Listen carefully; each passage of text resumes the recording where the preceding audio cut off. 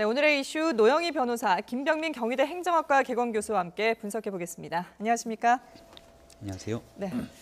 자, 사실상 이번 대선의 개헌까지 국민투표까지 같이 하기는 쉽지 않을 것이다라는 전망이 나오고 있는데도 불구하고 계속해서 이제 정치권에서는 화두가 개헌이거든요. 특히 이제 좀 자유한국당이 분위기가 좀 공격적인 것 같은데 일단 들어보고 얘기를 나누겠습니다. 그다음 가장 유력한 후보는 문재인 후보가 지금 가장 유력한데 그것도 후보도 아닙니다. 예비 후보입니다. 제왕적 예비 후보입니다. 후보가 되면 어떻게 되겠느냐? 줄 더 설 겁니다. 만약에 대통령이 되면 어떻게 되겠느냐 이게. 최순실보다 훨씬 큰 또 다른 최순실. 제가 볼 때 문바라 하는 그런 것들이 있을 겁니다. 예, 제왕적 대통령제의 폐해를 없애자라면서 이제 개헌을 주장하고 있는 건데 이렇게 좀 공격적으로 나오는 특별한 이유가 있을까요? 그러니까 이번 선거에 대한 판 자체를 보수와 진보의 대결이 아니라 그러니까 과거 갖고 있던 제왕적 대통령제의 폐해에서 벗어나기 위해서 권력을 독점하느냐 분점하느냐에 대한 개헌이냐 호헌이냐라는 이 권력적 프레임을 좀 바꿔보려는 시도로 보이는데요. 네. 이게 이제 3당의 합의를 통해 갖고 이번 대통령 선거에 개헌에 대한 국민투표를 붙이자라고 했는데 여기에 대해서는 좀 성급한 면이 없지 않아 있지 않는가라는 생각이 들어요. 물론 이제 아무래도 시간적 상황으로 봤을 때 이번 대통령 선거에 국민투표까지 가기는 무리가 있을 겁니다. 그럼에도 불구하고 이렇게 요청을 하고 계속해서 요구를 하고 있는 이유 중에 하나는 이번 대통령 후보가 되는 사람이 개헌에 전격적인 합의를 했으면 좋겠다라는 생각일 거고 네.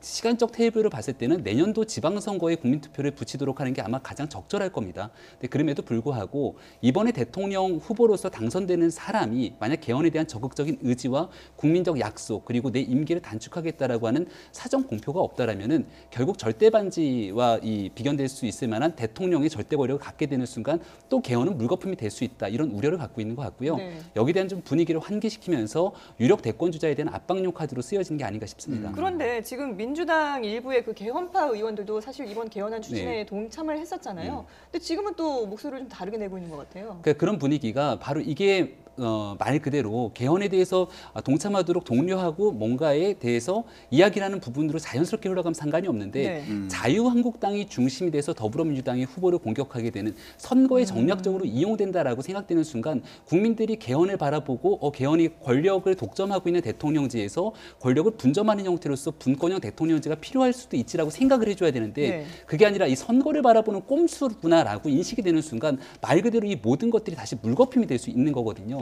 그러니까 국회 차원에서는 굉장히 오랜 기간 동안 개헌을 위해서 추진하기 위해 노력을 해왔었고 지금 현재 박근혜 전 대통령이 파면당하는 상황이 오면서 권력을 독점하고 있는 제왕적 대통령제의 지금의 현재 시스템을 좀 바꿔보고자 하는 동력들이 생겨나고 있는 건 사실인데 이걸 자유한국당이 주도해갖고서는 만약 추진하게 되면은 선거를 앞두고 있는 프레임적 그러니까 공세적 전환으로 볼 수 있기 때문에 여기에 대한 우려를 표명할 수 있는 거죠.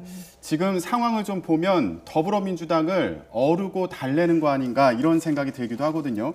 사실 오늘 전해진 소식 중에 이 개헌안 내용이 있었는데 이번에 당선되는 대통령은 최장 11년까지 대통령직을 수행할 수 있도록 하겠다. 그러니까 중임에 성공했을 가능성이 그렇죠. 얘기하는 거죠. 최장 경우에 이제 그런 경우의 수를 둔 건데 자, 이런 수까지 지금 뒀어요. 이런 상황에서 만약에 민주당에서 그래, 우리가 개헌에 동참하겠다. 이러면 지금 정작 개헌 추진하고 있는 쪽에서는 원하는 바가 아니지 않습니까? 사실 그렇게 되면 아예 할 말이 없어지는 거 아니겠습니까? 본인들이 주장했던 내용을 그냥 덜컥 받아버리게 되면 그럼 그다음에 이쪽에서 공격해 들어가야 될 뭔가를 가져야 되는데 그게 없어지는 셈이거든요.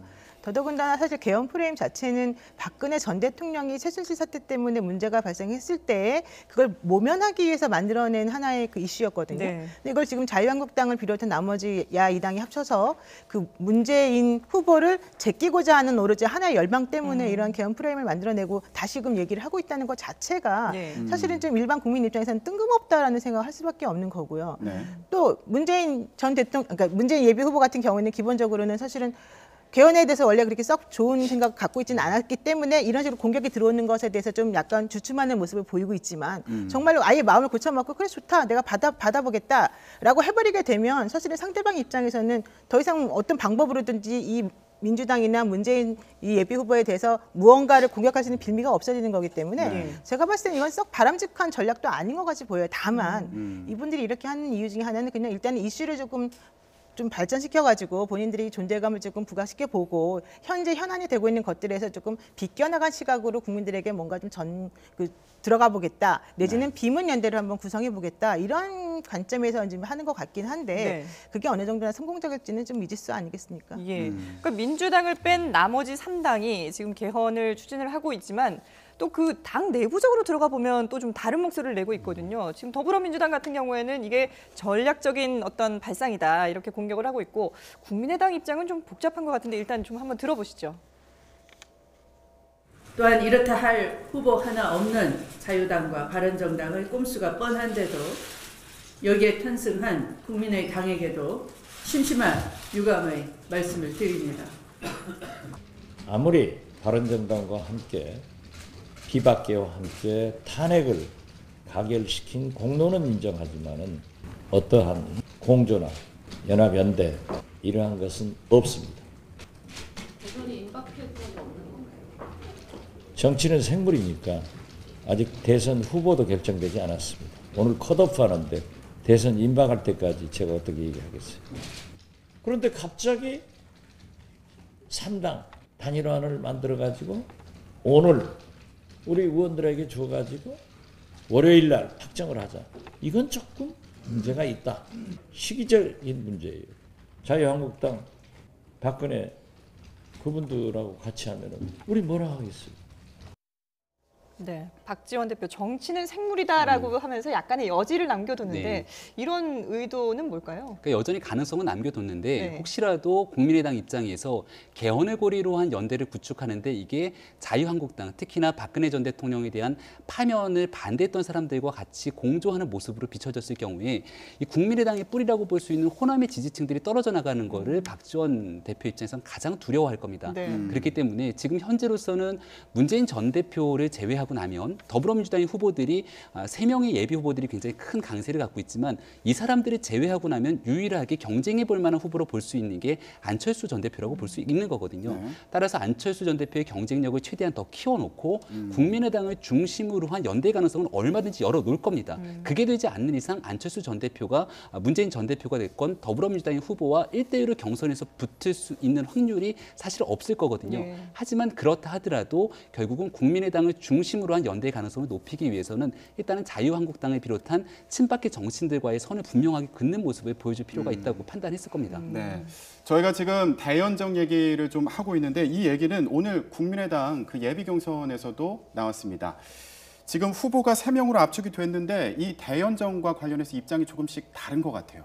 그렇죠. 그 박주선 부의장, 국회 부의장하고 손학규 전 민주당 대표하고 안철수 전 국민의당 대표가 서로 각각 다른 말을 조금씩 했습니다. 네. 네. 이제 박주선 부의장 같은 경우에는 국민의당 중심으로 바른 정당과 대연정하는 것은 가능하다. 이제 원칙론적인 얘기를 하면서도 국민의당으로 흡수가 돼야 된다는 얘기를 지금 하고 있는 거고요. 네. 손학규 민주당 대표 같은 경우에도 그 손학규 후보가 되면 바른정당도 들어올 것이다. 이제 이런 식으로 얘기하고 있습니다. 다만 안철수 후보 같은 경우에는 조금 이들하고는 다른 거리두기를 조금 하고 있는 부분이 좀 네. 있는데요. 아무래도 본인이 처음에 이 국민의당을 만들면서 호남의 그런 그 지지표를 등에 업고 지금 여기까지 왔기 때문에 호남 민심을 고려하지 않을 수 없다라고 하는 그런 것을 지금 생각해서 말을 한 것 같습니다. 근데 제가 봤을 때는 사실 성격들이 다 다르지 않습니까? 그렇죠. 이 당들이. 그렇다면 오로지 그냥 연정을 위해서만 이 세 당이 합칠 것인가? 이거는 좀 제가 보기엔 미지수인 것 같고 가능성이 이렇게 많아 보이지 않고요. 특히 국민의당에서 요구하고 있는 것은 모든 당들이 전부 다 국민의당을 중심으로 들어와야 된다라고 하는 프레임을 짜고 있는 것이어서 네. 아무리 바른정당이 지금 지지율도 올라가지 않고 마땅한 후보도 없어 괴롭다 하더라도 거기까지 지금 손을 뻗쳐서 같이 움직이긴 좀 힘들어 보이지 않나요? 사실상 흡수되는 그런 개념이잖아요. 네. 자, 그런데 여기서 지금 전부 다 바른정당 얘기만 하고 있거든요. 경선 후보들이. 네.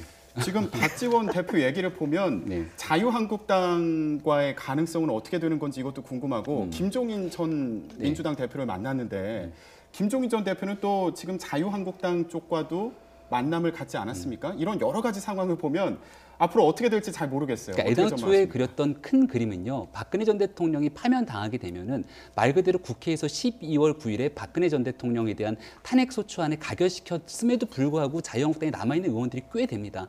그 의원들이 뛰어나오기를 바랬던 거예요. 그러면서 바른정당이 지금은 지지율이 주춤하지만 대통령 파면 직후에는 어느 정도 보수를 중심으로 한 지지층이 올라갈 것이고 여기에 대한 큰 덩어리의 보수 세력 호남을 중심으로 한 국민의당의 세력, 그리고 더불어민주당에서 나왔지만 개헌을 중심으로 새로운 판을 짜고자 하는 김종인 전 대표의 세력이 개헌을 골자로 크게 빅텐트를 치면 가능성이 있을 거다라고 생각을 했는데 여러 가지 부분에서 자꾸 구멍이 나기 시작하는 겁니다. 바른정당의 지지율이 생각만큼 올라가지 않고 있고 바른정당의 지지율이 올라가지 않으니까 자유한국당이 남아서 지금 친박에는 반대하지만 나가야 되는데 명분을 찾지 못하고 여전히 엉덩이를 깔고 앉아있는 의원들, 이런 상황들을 봤을 때 김종인 전 대표 입장에서도 본인이 대통령 후보로서 나가겠다는 욕심을 다 버리고 내가 여기서 순교하겠다는 메시지를 정확히 전달해야 되는데 그렇지도 않는 상황이고 네. 지금 현재까지는 삐그덕 되고 있는 상황인데 그러다 보니까 이 가능성이 아예 없어지게 된다면 더불어민주당의 유력한 후보를 제외하고 나서 마땅하게 지금 대결할 만한 상황이 안 되거든요. 그러니까 앞으로 아직 남은 기간들이 있기 때문에 이러한 난관을 극복하기 위해서 저는 한 2번 정도의 더 이 정치적인 출렁거림은 있을 거다 이렇게 보여지는 거죠. 자, 그러면 이제 상대적으로 좀 여유가 있는 더불어민주당 같은 경우에는 오늘도 뭐 TV 토론회를 열었습니다만은 이 사실상 뭐 대선 본선, 그 민주당의 경선이 대선 본선이 아니겠느냐 이런 전망도 나오고 있지 않습니까? 근데 경선이 결선 투표까지 간다면은 이건 또 모를 일이다라는 얘기들이 많이 나오고 있거든요. 그게 정말 좀 의미가 있는 게 사실은 이제 박근혜 전 대통령의 탄핵 결정이 나고 나면 문재인 후보에 대한 지지도는 주춤하거나 오히려 떨어질 것이고 안희정 그 지사에 대한 지지도는 훨씬 올라갈 것이다라고 예언을 사람들이 많이 했었어요. 네. 근데 정말로 지난번에 그 선의 발언으로 난감하게 곤욕을 치루었던 안희정 지사가 실제로 탄핵 결정 이후에 오히려 지지도가 많이 올라갔단 말이죠. 네. 그래서 지금 현재 20%를 넘게 지금 회복을 했지 않습니까? 예. 이런 상황에다가 박영선 의원까지 지금 안희정 지사 측에 합류를 하면서 네. 여러 가지 발언을 하고 지금 분위기를 띄우고 있기 때문에 네. 만약에 지금 현재 그 민주당 경선단에 지금 등록한 사람들이 170만 명이라고 하는데 네. 만약에 이들이 200만 명이 넘거나 다음 주 정도에 이들로 인해서 지지도가 안희정 지사의 지지도가 25%가 넘어서게 된다면 네. 정말로 깜깜이 선거가 될 수밖에 없는 구조가 되고요. 네. 그렇게 되면 50%를 넘는 후보가 없을 수 있기 때문에 결과론적으로는 결선을 치를 수밖에 없고요. 그러면은 정말 분위기는 어떻게 바뀔지 모른다는 게 네. 입장이죠. 박영선 의원이 다음 주에 지지율 25%를 찍고 아마 이게 반전의 계기가 될 것이다 이런 전망을 했는데 변호사님 보시기에 어떠세요? 그럴 가능성도 사실은 조금 많아 보이고요. 특히 현재 지금 문재인 전 대표에 대해서 사람들이 나머지 당이나 여러 그 후보들이 좀 일관되게 공격을 하고 있는 상황이기 때문에 문재인 전 대표 같은 경우에는 지지도가 더 많이 안 오르고요. 네. 또 그분이 확장성 자체가 많지 않다고 보는 게 사람들의 시각이기 때문에 더 이상 나올 게 없다라는 입장이에요. 네. 그렇다면은 안희정 지사의 이 치고 나가는 속도를 사실은 다른 사람들이 따라갈 수 없을 수 있고 특히 문재인 후보 측에서는 좀 지금 신경을 곤두세우고 있는 예. 분위기죠. 오늘 그 네. 갤럽 조사 보면은 호감도에서는 안희정 지사가 더 앞섰더라고요. 그러니까 늘 비호감도와 호감도 조사를 했을 때는 예. 안희정 지사가 갖고 있는 가장 큰 경쟁력과 무기로 볼 수 있죠. 본인 스스로는 뭐 잘생김이 경쟁력이라는 표현까지 했었는데 네. 근데 기본적으로 저 더불어민주당의 경선이라는 거는 결국 얼마나 적극적으로 더불어민주당의 경선에 참여할 의향이 있는가에 대한 사람들을 중심으로 볼 선거인단에 수 등록을 하느냐. 있지 않겠습니까? 일부러 등록까지 해야 되는 네네. 거고 그러한 상황을 가정했을 때는 아무래도 문재인 전 대표가 훨씬 유리한 건 맞습니다. 근데 이제 골든 크로스 얘기도 했고 안희정 지사 얘기도 유일한 가능성이 하나가 있는데 네. 그건 이제 결선 투표에 올라가냐 마냐에 대한 얘기인 것 같아요. 그러니까 1차 투표에서부터 문재인 전 대표를 이길 확률은 저는 굉장히 드물다라고 보여지지만 만약에 결선 투표까지 올라가서 문재인 대 안희정의 1대1 구도가 형성되고 지금 사실 더불어민주당에 대항할 수 있을 만한 중도 보수의 뭔가 큰 그림이 나와줘야 되는데 여기에 대한 가능성이 보이지 않는다라면은 내 표를 사표로 만들기 싫어하는 중도 보수의 사람들의 표심이 급격하게 안희정 지사한테 쏠림 현상으로 갈 수도 있다라는 거죠. 따라서 결선 투표까지 만약 가게 된다면 그때는 박영선 의원이 얘기한 것처럼 정말 어찌 될지 모르는 상황이 올 수도 있다 이렇게 보여집니다. 그런데 근데 예, 예. 잠깐만요. 문제는요. 그 안희정 지사가 지금 취하는 스탠스를 민주당 당원들이 상당히 싫어한다는 게 문제예요. 지금 현재로서는 이제 5대5 동등한 비율로 일반 국민하고 그 당원들하고의 투표가 이루어지지 않습니까? 예. 그래서 지금 겉으로 드러나는 여론조사의 또 추이하고는 약간 달라요. 실질적으로 나오게 되는 것이. 그렇다면 사실은 안희정 지사의 그 상승세가 매우 높긴 하지만 결선 투표까지 간다고 하더라도 안희정 지사가 이길 것이다라고 하는 건 확신할 수가 없거든요. 그런 부분도 좀 고려를 해야 되죠. 그러니까 지금 말씀하신 게 이런 부분이 아닐까 싶은데 오늘 토론회에서도 자유한국당과도 연정할 수 있다 이런 얘기를 했고요. 그리고 박영선 의원 같은 경우에도 싸가지 있는 친노다 이런 발언을 해서 또 지금 논란이 좀 되고 있기도 한데 이런 부분은 어떻게 보세요? 그러니까 저는 박영선 의원이 말한 그 싸가지 있는 친노라고 하는 건 상당히 좀 극렬한 발언이라고 생각하고 좀 부적절한 방송용으로도 발언이다. 맞지 않는 비속어죠. 라고 예. 생각을 하는데 오히려 이런 식의 반문이 가능하죠. 그러면 안희정 지사를 대통령 후보로 생각해서 그 주변에 누군가가 그동안에 있었느냐. 사실은 없었거든요. 그러니까 썩어지는 친노가 있느냐 없느냐. 뭐 모든 후보들이 전부 다 그러니까 문재인 중심으로 있던 사람들이 모두 떠났다. 이런 말 자체는 사실은 제가 보기엔 전제 사실 자체가 맞지 않는 것이어서 좀 타당하지 않은 것으로 지금 보인다는 겁니다. 근데 아마도 박영선 의원이 이제 안희정 지사를 돕기로 마음을 먹으면서 여러 가지 자극적인 발언을 통해서 오히려 이제 한쪽으로 새를 모으려고 하는 그런 전략을 사용하고 있는 것으로는 보이지만 예. 그렇다 하더라도 문재인 후보에 대해서 사실은 이런 식으로 공격을 하는 것은 저는 조금 정당하지 못하다는 생각을 하고 있습니다. 아무래도 이제 지지율 1위 후보다 보니까 당 내에서뿐만 아니라 이제 당 외부에서도 많은 공격을 받고 있지 않습니까? 특히 네. 이제 홍준표 지사 같은 경우에는 과거에 한나라당 그 이회창 후보가 연상이 된다 이런 얘기를 했거든요. 네. 그 당시에도 이회창 대세론이 있었지만 네. 결국 노무현 전 대통령이 굉장히 파급력 있는 약진놀이를 해갖고서는 고배를 마셨던 적이 네네. 있죠. 근데 그때와 비교하기에는 조금 어려움이 있다는 생각이 들고 오히려 세간의 사람들은 2007년도의 대통령 선거의 상황과 비교를 하게 됐죠. 그 당시에 이명박 대세론이 있었고 네. 상대 후보가 굉장히 지리멸렬한 상황 속에서 게임이 되지 않는 형태로서 이명박 후보가 압승을 했는데 글쎄요, 저는 뭐 과거의 역사를 답습해서 현재가 다시 돌아가는 상황도 있지만 이번의 선거는 전혀 그때와는 좀 다른 양상으로 전개될 확률도 높다라고 보여지고요. 예. 문재인 전 대표 같은 경우에는 홍준표 지사가 얘기하고 싶었던 거는 혼자 다 됐다고 해서 너무 자만하게 되면 그와 같은 상태가 반복될 수 있다는 얘기를 하고 싶었던 것 네. 같은데요. 얼마 전에 있었던 그 국가미래연구원장 그 박근혜 정부에서 일했던 그 실질적인 인재 영입을 통해 갖고 세를 확장하고 있지만 네. 이게 어찌 보면 문재인 전 대표 입장에서 너무 다 된 것처럼 가는 길 속에서 세가 확장돼 가고 있는 이런 문제들이 혹시나 더불어민주당이 문재인 전 대표의 발목을 잡게 되는 상황이 오지도 않을까라는 생각이 들거든요. 그러니까 안희정 지사가 늘 얘기하고 있는 부분들은 캠프 중심으로 선거를 끌고 가지는 않겠다라고 얘기를 하게 되면서 정당 정치의 근간을 얘기하고 있는데 결국은 예를 들어서 선거를 바라보는데 저쪽 캠프가 뭔가 다 된 것처럼 보여지게 되면은 거기에서 내가 설 자리가 없게 되면 사람들이 등을 돌릴 수도 있는 상황들이 올 수 있거든요. 네. 그러니까 더불어민주당 지지자들 사이에서도 네. 문재인 전 대표가 대세론을 형성하는 게 맞는 건데 문재인 전 대표 캠프가 너무나 굳건하게 굳어져 있고 여기에 비집고 들어갈 틈이 없게 되면은 오히려 그 대세론이 아닌 안희정 지사에 대한 역선택으로 갈 수도 있다라는 상황이 올 수 있는 겁니다. 따라서 지금부터의 선거에서는 문재인 전 대표는 굳건하게 쌓아놓은 지지층이 있는 건데 이 지지층들이 떨어져 나가지 않기 위해서 실수를 얼만큼 안 하는가가 굉장히 중요한 대목으로 볼 수 있을 것 같아요. 네. 자, 그런데 지금 박지원 국민의당 대표 같은 경우에는 사드 배치와 관련해서 미국에 노라고 할 수 있는 사람은 오늘 노라고 해야 된다 이렇게 얘기했습니다. 이것도 문재인 전 대표 향해서 하는 말이죠. 그렇죠. 문재인 전 대표가 얼마 전에 미국에 또 노를 할 수 있어야 된다 이런 얘기를 네. 하니까 이제 그것과 관련해서 문재인 전 대표의 항상 그 아킬레스건이 있지 않습니까? 뭐 종북 프레임이라던가 네. 안보 프레임과 관련된 부분들 그리고 특히 이제 사드 문제 관련해서 다른 후보들하고 좀 비교되는 부분이 많기 때문에 이건 이제 전부 다 이제 통합적으로 지금 문재인 후보를 겨냥해서 공격하는 것으로 지금 보이는데요. 네. 네. 사실 이제 사드 문제는 그렇게 함부로 지금 이 상황에서 그렇게 그냥 단순하게 내뱉을 수 있는 말은 아니고 특히 이제 미국이 지금 사드 문제에 관련해 가지고 지금 본격적으로 이 한 발을 내디딘 상황이기 때문에 지금 와서 그것을 어떤 식으로 풀 수 있을지도 사실은 지금 막막한 상황이거든요. 근데 이제 박지원 대표가 하고 싶은 말은 결과론적으로는 문재인 전 대표가 말은 그렇게 해도 제대로 하지도 못할 것이다. 또 내지는 문재인 전 대표의 성향상 또 앞으로 계속 이런 문제가 발생할 것이니 이 사람을 찍지 말아라. 안철수를 찍어라. 뭐 이런 식의 아마 프레임이 아니었을까 생각합니다. 예. 네. 틸러슨 미 국무장관이 오늘 우리나라에 와서 뭐 잠시 뒤에 기자회견까지 하는데 그런 것도 좀 노릴 수가 있겠죠. 그렇죠. 왜냐하면 예. 사드 문제 같은 경우는 단순하게 이게 외교적 상황으로만 볼 수 있는 게 아니라 국가에 대한 안보적 상황으로도 볼 수 있고 네. 또 문재인 전 대표와 연결될 수밖에 없는 부분은 이게 이제 대한민국의 대북 정책이라고 하는 굉장히 특수한 상황이 연결이 돼 있는 거거든요.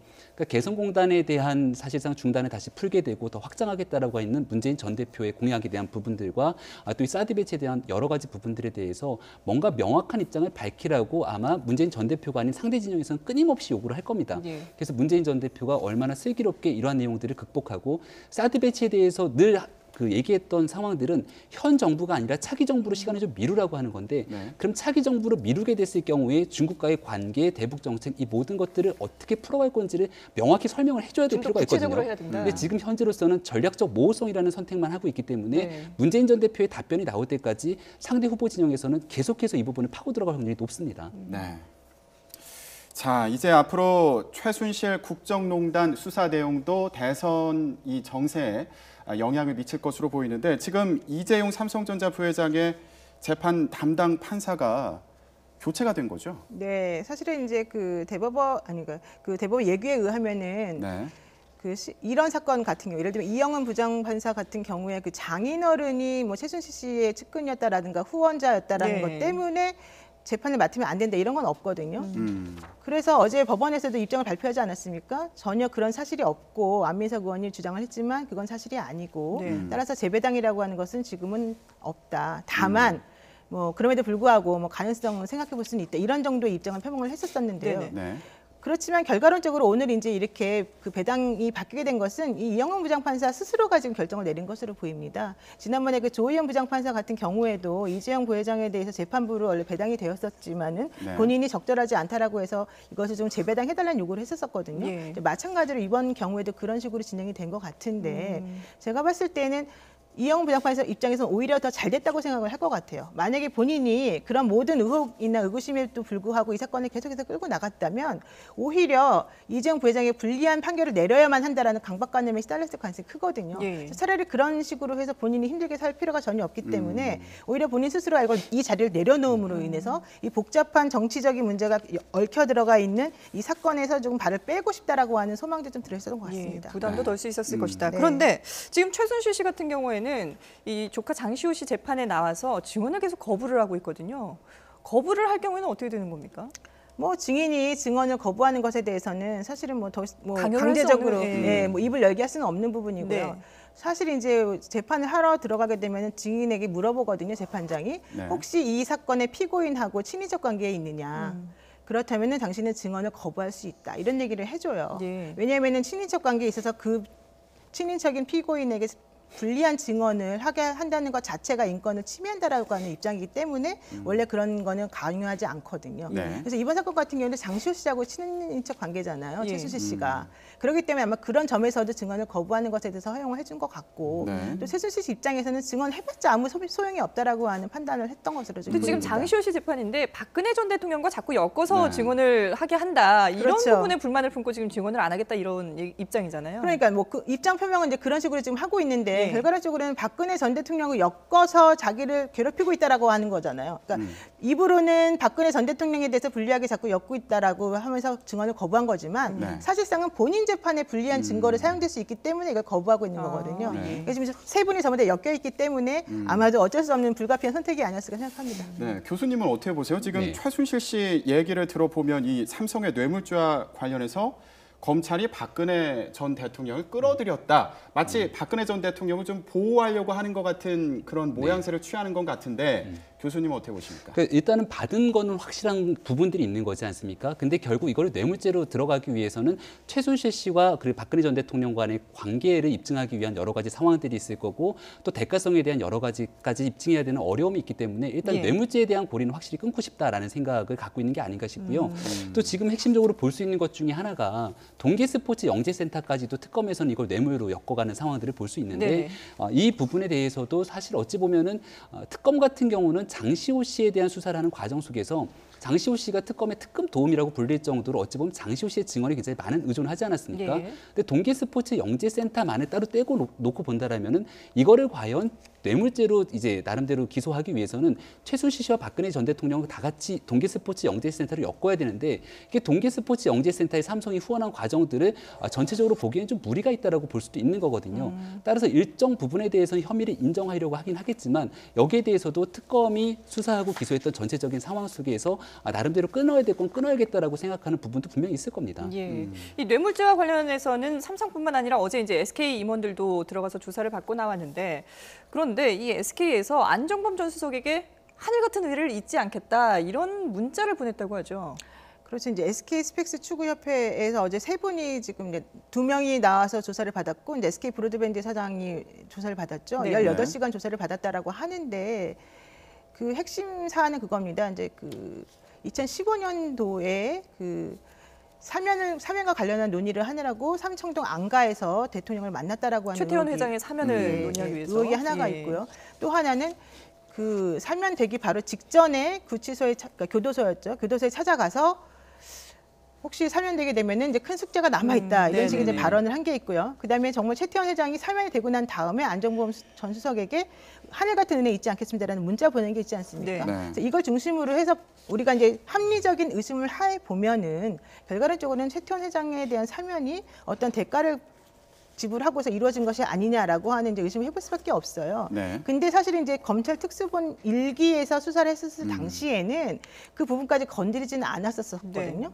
그러다가 이번에 특검에서 그 수사에 관련된 내용들이 전부 다 넘어가고 안종범 수첩의 39건에 네. 나와 있는 기재 내용들이 조금 추가가 되었고 특히 이번에 2기 검찰 특수본에서 얘기하고 있는 거는 1차 때 조사했던 것하고 다른 새로운 증거가 조금 있다 이렇게 네. 얘기를 하고 있거든요. 그 바로 그 새로운 증거가 뭐냐? 안종범의 수첩일 수도 있고 또 하나는 그 SK 스펙스 추구협회 사무실을 압수수색한 게 있습니다. 예. 네. 그 사무실을 압수수색하면서 발견한 증거가 따로 있다는 거예요. 그래서 이런 것들을 모두 합쳐보게 되면 본인들이 모두 물론 부인했다라고 얘기는 지금 들리는데 네. 부인했다 하더라도 이 뇌물과 관련해서 단순히 강요죄로만 인정하기는 어려운 부분이 좀 있어 보인다 네. 이런 생각이 좀 듭니다. 예. 그러면 지금 변호사님께서는 삼성이나 SK에 대해서 모두 지금 뇌물로 볼 가능성이 크다 이렇게 그렇죠. 보시는 거죠. 그러니까 일기 특수본에서 사실은 그 좀 위험성이 있었음에도 불구하고 강요죄로 한 이유 중에 하나는 증거가 부족했기 때문이라는 거예요. 네. 그런데 특검에서 수사를 하고 그 이후에 여러 가지 증거들을 추가로 확보함으로 인해서 네. 사실은 강요가 아닌 뇌물이었다라고 하는 그런 새로운 정황들이 많이 발견이 되었고 네. 그런 것들을 입증할 만한 증거들이 확보가 되어 있기 때문에 본인들이 이제 와서 그거를 거부한다라고 해서 그게 무조건 다 받아들일 수는 없는 것이고 네. 또 하나는 특검에서 이미 이재용 부회장에 대해서 뇌물죄로 기소를 한 마당에 똑같은 사실관계에 대해서 다른 대기업들에 대해서는 강요죄, 삼성에 대해서는 뇌물죄 이렇게 갈 수는 없는 부분이 있지 않습니까? 네. 그래서 그런 것들을 모두 종합적으로 고려를 하다 보면은 결과론적으로는 뇌물죄 프레임에 대해서 조금 더 신중하게 생각할 수밖에 없는 것이고 그런 의미에서 그 영재 스포츠센터, 동계 영재 스포츠센터 16억에 대해서도 네. 사실은 검찰에서 입장을 다시 밝혀서 이걸 뇌물로 볼 것이니 강요죄로 볼 것인지 이걸 조금 더 생각해 보겠다라고 하는 입장을 좀 밝히고 있는 걸로 알고 있습니다. 예. 네. 자, 그리고 저희가 앞서서 이제 속보 자막으로 전해드렸는데 덴마크 검찰이 정유라 씨를 한국으로 송환할 것이다라고 결정을 했다고 하거든요. 근데 지금 그렇게 결정을 했다 하더라도 당장 올 수 있는 건 아니지 않습니까? 그렇죠. 이제 덴마크 검찰에서 뭐 인도하는 것이 맞고 송환하는 것이 맞다라고 이제 판단을 내렸다 하더라도 네. 네. 그 당사자인 정유라 씨 측에서 극렬하게 거부하거나 저항하게 되면 사실은 좀 현실적으로 불가능한 부분이 있는데요. 그건 이제 법적으로 정해져 있는 절차에 따라서 뭐 항고하거나 재항고하거나 이런 절차가 남아 있고요. 또 거기서 모두 진다 하더라도 유럽 인권재판소 같은 곳에다가 읍소를 할 수가 있거든요. 네. 그러다 보면은 결과론적으로는 덴마크 검찰은 이거는 정치 사건이 아니고 실질적으로 이 정유라 개인의 비리 사건 때문에 벌어진 일이니까 한국으로 돌려보내는 게 맞다라고 생각하겠지만 그럼에도 불구하고 정유라 씨의 극렬한 저항 때문에 아마 단기간 내에 한국으로 돌아오지 못할 가능성이 매우 높습니다. 정유라 씨 측에서는 만약에 이 지금 송환이 확정이 되면 망명 신청을 하겠다라고 주장을 네. 하고 있는데 이 망명이 정치적 망명이 될 수 있습니까? 정치적 망명이 될 수 있는 가능성은 없겠으나 할 수 있는 모든 시도를 다 해보겠죠. 네. 그러니까 최순실의 변호인이기도 한 이경재 변호사도 결과론적으로 뭐 망명에 대한 얘기도 하게 되고 최순실 씨가 특검의 조사를 받는 과정 속에서도 외쳐갖고 이게 민주주의 특검이 아니다라고 외쳤던 모든 것들이 결국은 한국에서 이런 상황들이 정치적이다라는 전제 조건을 깔기 위한 그런 방편이 아니었는가라는 생각도 들거든요. 네. 그러니까 정유라 씨의 송환을 덴마크 검찰에서 결정을 하더라도 변호사님 말씀했던 것처럼 정유라 씨가 한국으로 돌아오지 않기 위한 뭐 법적 수단을 다 강구할 거는 뭐 자명한 사실인 것 같고요. 네. 글쎄요. 그럼에도 불구하고 이게 언제까지나 끝까지 갈 수 있는 상황은 아닐 거니까 결국은 돌아오게 되는 수순을 밟을 건데 저는 개인적으로 정유라 씨가 국내에 돌아온다고 하더라도 법적으로 뭐 엄청난 처벌을 받지는 않을 거잖아요. 네네. 그럼 대한민국 아예 등지고 살 수 있는 상황이 아니라면 언젠간 돌아와야 될 거라면은 뭐 하루빨리 좀 돌아와서 있는 그대로의 사실을 좀 밝히면서 새로운 인생을 사는 것도 방법이지 않을까라는 생각도 듭니다. 예. 네. 뭐 그런 바람을 가지고는 있습니다만은 과연 정유라 씨가 어떤 선택을 할지는 좀 지켜봐야 될 것 같습니다. 네, 지금까지 노영희 변호사, 김병민 경희대 행정학과 개건 교수와 함께했습니다. 두 분 말씀 잘 들었습니다. 맞습니다.